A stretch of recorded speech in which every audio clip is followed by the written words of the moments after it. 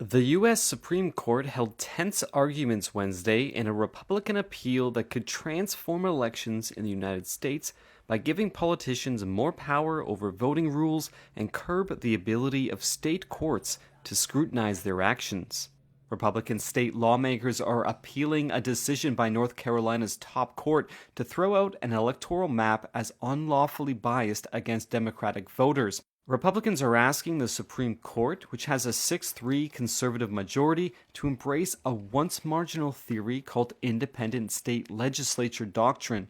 Under that doctrine, Republicans claim the U.S. Constitution gives state legislatures, not other entities such as state courts, authority over election rules and district maps. Justice Elena Kagan said it's a theory that has big consequences. It would say that if a legislature engages in the most extreme forms of gerrymandering, there is no state constitutional remedy for that, even if the courts think that that's a violation of the Constitution. It would say that legislatures could enact all manner of restrictions on voting, get rid of all kinds of voter protections that the state constitution, in fact, prohibits. It might allow the legislatures to insert themselves, to give themselves a role in the certification of elections and the way election results are calculated.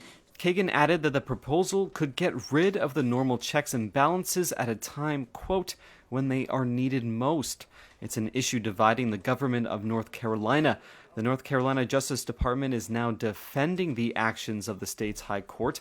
They are backed by President Joe Biden's administration. David Thompson is a lawyer for the other side, the state's lawmakers. Your Honor, so our position is that checks and balances do apply, but they come from the federal Constitution and the panoply of federal laws like the Voting Rights Act and other statutes that are highly protective of voters. So there is a check, there is a balance, and there's also a political. So we've got the legal check from federal law, and we've got the political check that the founders envisioned of going to Congress. And as I mentioned, this very Congress, this House of Representatives, voted to ban partisan gerrymandering in all 50 states.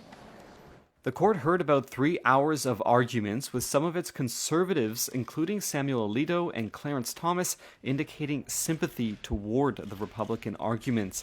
The 3 liberal justices signaled opposition to the Republican arguments. The position of others, including Chief Justice John Roberts, was harder to read, raising the possibility of a ruling less broad than the one sought by the Republican state lawmakers.